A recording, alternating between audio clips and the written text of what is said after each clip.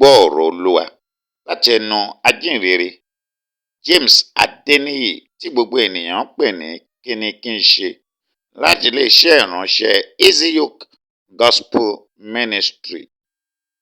Àkòrí ni a ti tà ọ́ ní ọ̀fẹ́, jẹ́ kí Olúwa ó rà ọ́ padà láìsanwó. Ọlọ́run yóò bùkún rẹ bí o ti ń tẹ́tí gbọ́ wa.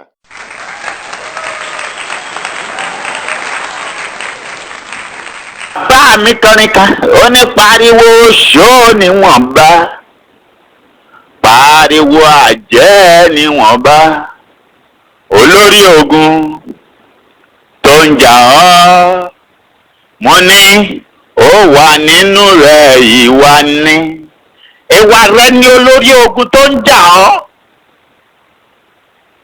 Dìde ìwọ ọmọbìnrin Síónì, dìde kúrò nínú ìwà búburú,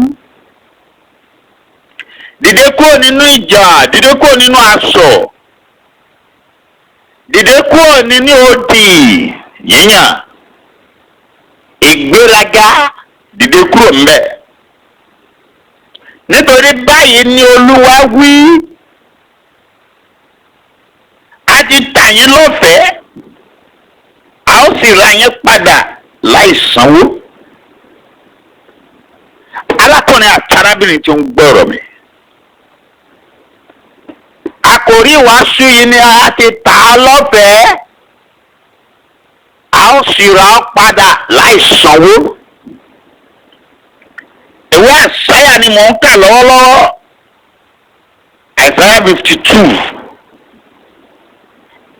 Ìwé ẹsẹ̀ kẹta rẹ̀ ó ní nítorí báyìí ni Olúwa wí, èmi kọ́ mo sọ o. Báyìí ni Olúwa wí, a ti tà yín ní ọ̀fẹ́, ọ̀fẹ́ la tà ọ́. Ìwà ọwọ́ rẹ ti tà ọ́ lọ́fẹ̀ẹ́. Ìwà burúkú ni tó ń wù, tọ́ba ọ̀sọ́ tó gbọ́, ó ti tà ọ́ lọ́fẹ̀ẹ́. Ẹgbẹ́kẹ́gbẹ́ ó ti tà ọ́ lọ́fẹ̀ẹ́. Ìrédè òru ti tà ọ́ lọ́fẹ̀ẹ́. Ọtí mímu ti tà ọ́ lọ́fẹ̀ẹ́. Kákóbìnrin jọ ó ti tà ọ́ lọ́fẹ̀ẹ́. Ìwà ìkà rẹ, bí kí gbogbo nǹkan tó wà láyé jẹ́ tirẹ̀ níbi tó lójú kòkòrò dé, ó ti tà ọ́ lọ́fẹ̀ẹ́. Nítorí báyìí ni Olúwa wí, a ti tà yín lọ́fẹ̀ẹ́, a ó sì rà yín padà láìsanwó. Tí o bá fẹ́ kí Ọlọ́run rà ọ́ padà láìsanwó, òun ni kí o fi ayé rẹ fún Jésù Kristi olùgbàlà. Òun ni kí o jáwọ́ kúrò nínú ẹ̀ṣẹ̀. Ìwé Róòmù orí 6 ẹsẹ̀ 1 ní pé kí a lè máa gbé nínú ẹ̀ṣẹ̀, ká ní kí oore ọ̀fẹ́ máa pọ̀ sí. Ọ̀pọ̀lọpọ̀ ló tiẹ̀ máa béèrè lọ́wọ́ mi wípé báwo ni wọ́n ṣe tà mí? Ọ̀rọ̀ yìí pọ̀. A tà ọ́ lóòótọ́, a ti tà ọ́ lọ́fẹ̀ẹ́. Ẹlòmíì ibi ọ̀rọ̀ ẹnu rẹ̀ láti gbà tà lé ọ̀fẹ́. Ọ̀fẹ́ owó tí wọ́n ti gbà lórí Jósẹ́fù nígbà táwọn ẹ̀gbọ́n rẹ̀ tà á. Kò tó nǹkan, ọ̀fẹ́ ni wọ́n tà, ọ̀fẹ́. Káṣá àtà kó lọ níbi tí wọ́n bínú rẹ̀ dé. Káṣá àtà kó kúrò lórí ilẹ̀. Àní àti ẹ̀fẹ́ rí, ó ṣe jọ́ òun ni bàbá wa fẹ́ràn jù. Ata Jósẹ́fù ọ̀fẹ́. Bẹ́ẹ̀ gẹ́lẹ́ a sì ra Jósẹ́fù padà láìsanwó. Àbí ìgbà tí àwọn èèyàn rẹ̀ lọ bá, tí èèyàn mú tó di pé òun ló tà ń bọ́ wọn lóúnjẹ, ẹni tí wọ́n ti tà lọ́fẹ̀ẹ́ kó ló padà fún wọn lóúnjẹ ni. Gbọ́ mi dáadáa lónìí. Ó túmọ̀ sí pé Ọlọ́run lè rà ọ́ padà láìsanwó. Ó lè rà ọ́ padà kìkìgá kí o gbọ́ Ọlọ́run gbọ́, kí o gba Jésù sínú ayé rẹ ni. Kó o jáwọ́ kúrò nínú ẹ̀ṣẹ̀. Ẹ̀ṣẹ̀ tí ó mọ̀ àti èyí tí ó mọ̀, ìtàn torí rẹ̀ dá àbí tó dá nítorí ènìyàn.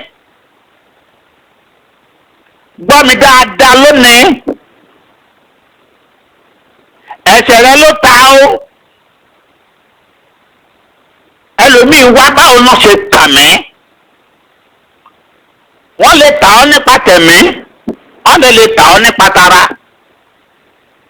Ṣùgbọ́n ìtẹ́mi fẹ́ bá ọ sọ lónìí nípa ti ara ni. Ọ̀nà wo ló gbà tà ọ́ nípa ti ara? Oníṣẹ́ bàbá mi ló tà mí ni àbí ìyá mi ló tà mí? Rárá o.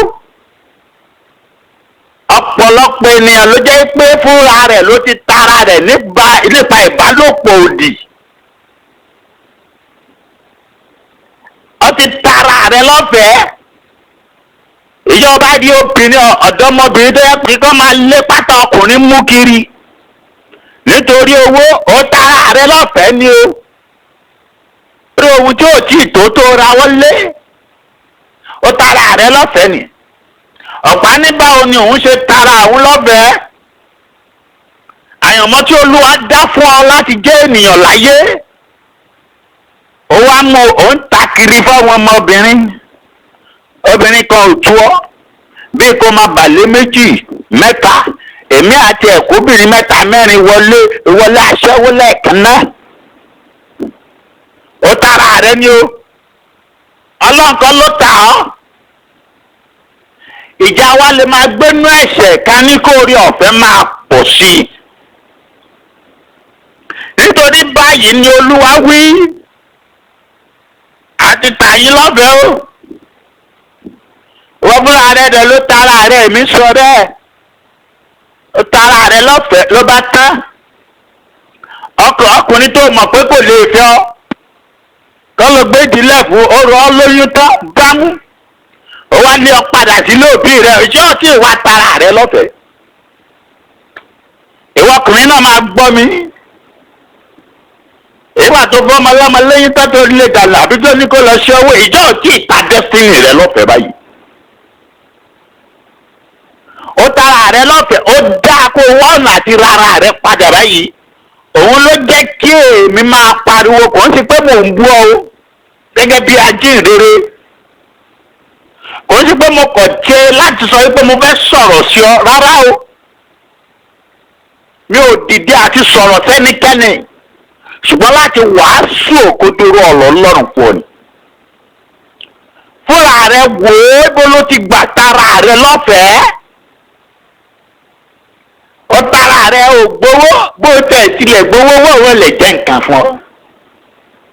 Àwọn kan máa tara wọn á sì máa gbowó bẹ́ẹ̀ ni bẹ́ẹ̀ tí bẹ́ẹ̀lì sọ́ńbì ní pé ó tara rẹ̀ lọ́fẹ̀ẹ́ á ti tà yín lọ́fẹ̀ẹ́ á sì rà yín padà. Ìwọ tó o bá fẹ́ kí Ọlọ́run rà ọ́ padà méjèèjì orí kẹta yìí gẹ́gẹ́gẹ́gẹ́ ló wà o.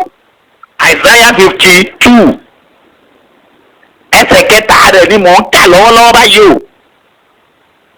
Ó ní a ti tà yín ní ọ̀fẹ́ a ó sì rà yín padà láì sanwó. Ta ló wá lè rà ọ́ padà kí n tẹ̀ tó lọ bẹ̀ kí n tó lọ ibi tẹ́ni tó lè rà ọ́ padà láì sanwó jẹ́ ń sọ díẹ̀ sí wọ. Ipò tí ó wà yìí nísìnyí tó jẹ́ wípé ò tiẹ̀ mọ̀ bóyá àyànmọ́ rẹ̀ ń ṣiṣẹ́ àbí kò ṣiṣẹ́. Ẹlòmíì aago àyànmọ́ rẹ̀ ti dákẹ́ kò yí mọ́. Ẹlòmíì ipò tó wà ayé ti porokú muṣu ayé rẹ̀ ò ní àtúntò mọ́ kò mọ̀nà tá a gbé gbà torí ó ti tara rẹ̀ lọ́fẹ̀ẹ́. Ọ̀fẹ́ kọkùnrin ojúlẹ̀ ọ̀fọ́ kẹkẹjì ojúlẹ̀ ọ̀fọ́ kẹkẹta ojúlẹ̀ ó sì ń bímọ kankan fún wọn lọ ó ti tara rẹ̀ lọ́fẹ̀ẹ́ báyìí. Ó ti tara rẹ̀ lọ́fẹ̀ẹ́. Ọ̀nà tó gbàrà ara rẹ̀ padà láì sanwó màá tú fún ọ láìpẹ́. Ìjọ ìtara rẹ̀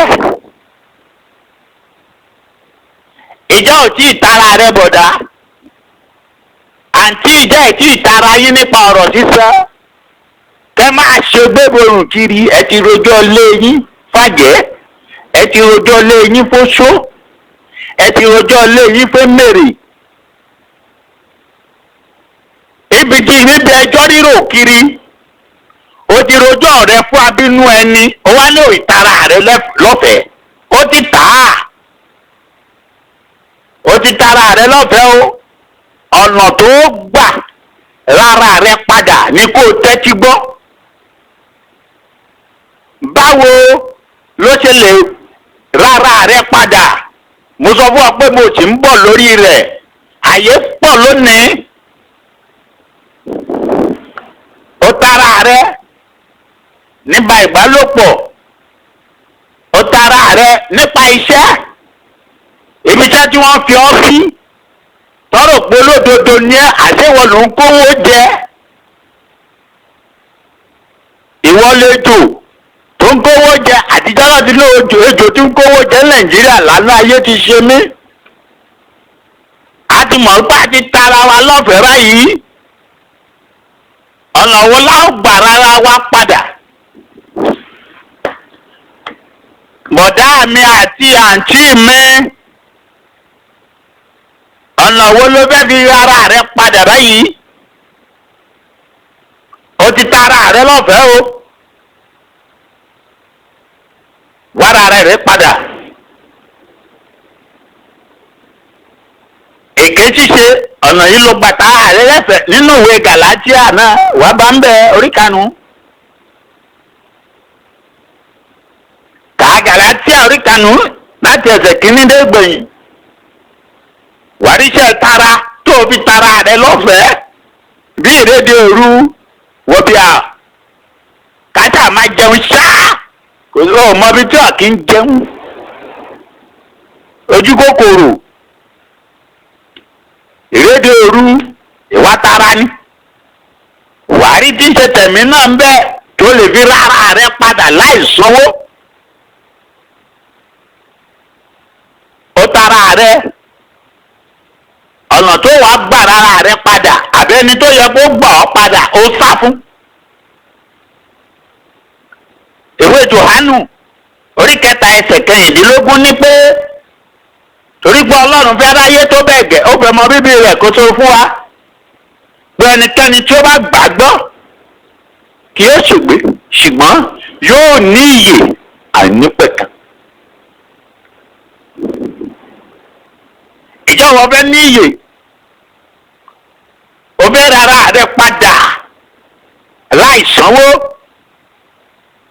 Àkọ́kọ́ bẹ̀rẹ̀ o kọ́kọ́ mọra rẹ ní ẹlẹ́ṣẹ̀ torí ẹlẹ́ṣẹ̀ la fi ìṣẹ́ fún.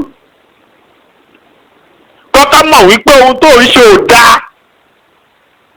Kọ́kọ́ mọ ọ̀nà tí o gbà tara rẹ torí ẹlòmíì á wò pé báwo ló ń ṣe tara àwọn.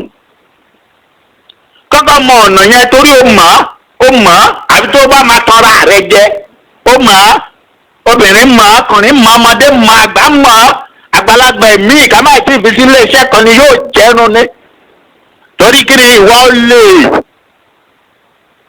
o mọ̀nà tí o ti gbà tara rẹ o kó kọ́kọ́ mọ̀. Òwe Yorùbá kan ló sọ̀rọ̀ ó ní ẹni burú mọ̀ ó sì ń wá ẹni tí yóò sọ fún ni. Èmi ti wá sọ fún ọ báyìí pé o ti tara rẹ wá ọ̀nà tó fi rà á padà ní kíákíá láì sanwó. Ọ̀nà tí ó gbà rárá rẹ padà láì sanwó ni kí o gba Jésù Kristi ní Olúwa àti Olùgbàlà tí í ṣe ọ̀nà kejì. Lẹ́yìn ìgbà tí o bá ti kọ́kọ́ mọ̀ ìpẹ́ ẹlẹ́ṣẹ̀ ni ó dára rẹ mọ̀ gẹ́gẹ́ bí ẹlẹ́ṣẹ̀ torí tí o bá tí mọ̀ pé ẹlẹ́ṣẹ̀ ni ó lè bọ́ nínú ẹ̀ṣẹ̀ rẹ o. Ẹlòmíì ọ̀nà tó gbà tara rẹ̀ ní sìgá mímu. Ẹlòmíì fi sìgá jó bẹ́ẹ̀dì fi jólé inú mọ́tò ẹlòmíì ò lè ṣe é wọ̀ òórùn sìgá ní bẹ̀fúmù tiẹ̀. Gbọ́mi yé dáadáa ó lọ pé ajíhìnrere ọ̀rọ̀ yìí pọ̀ jù kó pọ̀ ó bí ò tẹ̀ tí ìsọ́ tó mo yẹn ń bẹ Ọlọ́run kó fún mi ní àǹfààní àti lè sọ̀rọ̀. Níbo ló wà tí o ti ń gbọ́ mi? Inú mọ́tò ló wà ní? Inú ilé nìwọ́ wà àbí orin lọ? Ó ti tara rẹ ó ti tà á ọ̀nà tó fi rárá rẹ padà ní kó wá o. Òun ni mò ń sọ lọ́wọ́lọ́wọ́ yìí. Àkọ́kọ́ mọ̀ dájú pé ẹlẹ́ṣẹ̀ ni ó. Wá ibi tí o ti ń dá ẹ̀ṣẹ̀ yẹn kó o ṣe àtúnṣe. Bójú olè ló ń jà jáwọ́ bójú ọtí ni wọ́n mú jáwọ́, bójú obìnrin ni wọ́n ń kó kiri jáwọ́ ń bẹ́. ìwọ bọ̀dá onírọ́ olè kájí nǹkan tó ní nǹkan tí ò ń ṣe tẹ́ni jáwọ́ ń bẹ̀ kó o wá gba Jésù gbọ́ ní Olúwa àti Olùgbàlà. ọ̀nà kan rèé tí o lè gbàgbọ́ nínú títa ara ẹni. ṣùgbọ́n lọ́wọ́ yìí ìwọ fúnra rẹ ló tara rẹ, ẹ̀ṣẹ̀ sí ló fi tara rẹ. ìwé Àìsáyà 59 ó ní etí Olúwa kò di tí kì yóò fi gbọ́, bẹ́ẹ̀ ni ọwọ́ rẹ̀ kò kúrú tí kì yóò fi gbà ọ́. ṣùgbọ́n àìṣedéédéé rẹ pátápátá ẹ̀ṣẹ̀ ló ń jẹ́ bẹ́ẹ̀. òun ló mú Ọlọ́run yàgò fún ọ, ó mú Ọlọ́run separate ara rẹ̀ kúrò ní ọ̀dọ̀ rẹ, torí pé Ọlọ́run ń bọ́ lídọ̀tí rìn, Ọlọ́run ò kì ń bọ́ olè rìn, Ọlọ́run kì ń bá wọ̀bìyà rìn, Ọlọ́run kì í ṣe papọ̀ pẹ̀lú ẹlẹ́gbin aláìṣòótọ́ aláìṣòdodo ènìyàn. Ọlọ́run ń bá wọn ṣe papọ̀ ó ní ojú Olúwa máa korò sí àìṣòdodo ènìyàn. màmá àti bàbá níbikíbi tí ẹ bá wà báyìí tí ẹ ti ń gbọ́ mi lọ́wọ́lọ́wọ́, ẹ jáwọ́ kúrò nínú ẹ̀ṣẹ̀. ẹ̀ṣẹ̀ ló tà ọ́, ẹ̀ṣẹ̀ ló fi tara rẹ. kò sí ohun kan láyé yìí tí ó lè di ọwọ́ Ọlọ́run mú ní àsìkò tí a ti ń sọ yìí, kí Ọlọ́run má fi lè gbà wá látijọ́ yìí. ẹ̀ṣẹ̀ ni ọ̀pọ̀lọpọ̀ ló tayé ara rẹ̀ fún àrùn bájá sùn, ò ń bá ẹranko sùn. nǹkan ẹ̀gbin ẹranko ń ti kínú ń bọ̀ ọ́ lé abẹ́. ó ní òun jayé torí owó ọ̀run àpáàdì. ìwọ ló tara rẹ o, àti tàyín lọ́fẹ̀ẹ́ ọ̀fẹ́ ló tara rẹ, ọ̀fẹ́ ò tí ẹ̀ gbowó ìgbà chẹ́ǹjì. a ó sì ra yín padà láìsanwó. ìyẹn tí o bá farabalẹ̀ gbóhùn Olúwa rẹ tó o ṣètò àti yí padà kó nínú ẹ̀ṣẹ̀ rẹ. ṣùgbọ́n nítorí báyìí ni Olúwa wí, Jèhófà wí, àwọn ènìyàn mi sọ̀kalẹ̀ lọ sí Íjíbítì ní àtijọ́ láti ṣe àtìpó níbẹ̀. ará Síríà sì ni wọ́n lára láì nídìí. ará Síríà ó ní wọ́n lára láì nídìí. kí ni ìdí tó fi ń gba ìnira káàkiri àdúgbò? torí pé àìṣòdodo àti àìṣòtítọ́ rẹ ni. láì nídìí láyé kọ̀ dédé ń bínú rẹ torí pé ò súnmọ́ Ọlọ́run, ò sí nínú Olúwa ni. àìnídìí àwọn ènìyàn kọ̀ dédé ń bá ọjà, ò súnmọ́ Ọlọ́run ni. òun ló fà á tí o bá lè súnmọ́ Ọlọ́run yóò tún ayé rẹ ṣe. a ó rà ọ́ padà láì sanwó. gbọ́ ọ̀rọ̀ Ọlọ́run sọ wípé Jésù Kristi ó ti san iyebíye mi àti rẹ. ikú Jésù ó ti ra ẹ̀mí àti rẹ padà tí o bá lè jáwọ́ kò nínú ẹ̀ṣẹ̀. ẹ̀jẹ̀ rẹ̀ lásán ó ti tó fèmí àti rẹ. kò sí pé à ń gbẹran àgọ́ pamọ́, kò sí pé à ń ta ẹ̀jẹ̀ sílẹ̀ mọ́. kìkìdá kí a yí padà kó nínú ẹ̀ṣẹ̀ kí a ṣe ti Ọlọ́run, òun ló yá kù báyìí o. tó o bá sọ pé o gbọ́, òun gbogbo omi dé etí ara rẹ ni. torí èmi wí, mo sọ gẹ́gẹ́ bí ìránṣẹ́ wípé yí padà kó nínú ẹ̀ṣẹ̀. a má bàa kú ọ lọ lọ́sẹ̀ ló jẹ́ kémi náà máa padà pariwo báyìí kẹ́sẹ̀ má bàa kú ọ lọ, kíkú má bàa kú ọ lọ lọ́fẹ̀ẹ́. Ní ojoojúmọ́ là ń sọ̀rọ̀ òdì sí orúkọ Olúwa nípa ẹ̀ṣẹ̀ rẹ ní ẹlẹ́ṣẹ̀. A sọ̀rọ̀ òdì sí Olúwa ní ojoojúmọ́, ẹlòmíà sì ní àá ìsẹ́lìsì là ń pè yín níbi tí ẹ jalè dé níbi iṣẹ́. Ẹ yí padà. Ọjà ọtí ni wọ́n ta ìwọ̀n, ẹ̀yin ti gbówó lé, ẹ sì jẹ́ káwọn ènìyàn kọ́ máa sọ̀rọ̀ òdì sí Olúwa. Ọjà ìwọ̀n ta ìwọ̀n, ẹ̀yin ti gbówó lé tọ̀dọ̀ yín. Ẹ yí padà lÓlúwa wí lónìí, ẹ sá fún ẹ̀ṣẹ̀. Ẹ sá fún ẹ̀ṣẹ̀. Ẹni wọ́n ní wọ́n sì ń sọ̀rọ̀ òdì sí orúkọ Olúwa nípa ẹ̀ṣẹ̀ rẹ ni o. Ìwọ tá a pè sí ọmọ Ọlọ́run tó yẹ pé ọmọ Sàtánì ní ọ láìmọ̀. Gbogbo obìnrin tí wọ́n kó sí ọ lákàkà, àgàgà nílé ìjọ, àgàgà bá ti lè, èmi bá ti lè jọ ẹ̀kwáyà, ògo ti dé.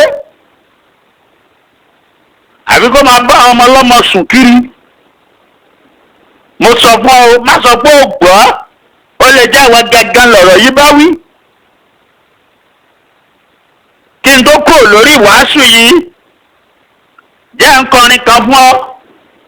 Orin ọ̀rẹ́ mi ni, ó ní ìwọ gangan lọ̀rọ̀ yìí bá wí. Kírísítẹ́nì ẹlẹ́gbin, ìwọ gangan lọ̀rọ̀ yìí bá wí. Bọ́dá sísítà ẹlẹ́gbin, wo ẹlẹ́gbin ni ó tó láti jáde kúrò nínú ẹ̀gbin rẹ kí Olúwa bá lè gbọ́, ká bá lè rà ọ́ padà láìsanwó. Yóò dára fún ọ, ṣùgbọ́n mo wí fún ọ, ságbó ẹ̀ṣẹ̀ rẹ. Ẹ̀ṣẹ̀ lè máa ń de ọwọ́ Ọlọ́run papọ̀ tí ò ní fi lè ṣe ìyanu nínú ayé rẹ àfi tí o bá tó sá fún ẹ̀ṣẹ̀. Èmi wí gẹ́gẹ́ bí ìránṣẹ́ mi, arán mi sí ọ ní wípé kò sá fún ẹ̀ṣẹ̀, yóò sì dára fún ọ. Tíjú rẹ gẹ́gẹ́ àgbàdua mẹ́ta lọ́kàn ìjìnlẹ̀ fi adúpẹ́ lọ́wọ́ rẹ fún wákàtí yìí. Orí ọ̀fẹ́ tó fi fún wa láti lè wàásù ọ̀rọ̀ rẹ. Ẹ ṣé bàbá, a ó máa yìn ọ́, a ó máa gbé ọ̀gá. Ní tẹ̀sẹ̀ dáríjì wá tó yà kó lè rìn ìkórè ó máa ń mì. Bàbá dáríjì wá, gbogbo àwọn ènìyàn rẹ pátápátá dáríjì wọn. Kọrúkọ wa sínú ìwé yìí, a ó máa yìn ọ́, a ó máa gbé ọ̀gá. Gbọ́ aláṣẹ ọ̀run, Jésù Olúwa wa. Àmín. Ìwọ tí o fẹ́ payé rẹ fún Jésù, tètè ṣe báyìí o. Nínú ọjọ́ ìgbàlà rẹ má fi dọ́là. O ti gbọ́ ìwàásù. Àkòrí ìwàásù wa ni wípé a ti tà ọ́ lọ́fẹ̀ẹ́. Wá ọ̀nà bá ó ṣe rà ọ́ padà láì sanwó. Yóò sì dára fún ọ. Jésù Olúwa wa. Àmín. Àmín. Àmín lórúkọ Jésù.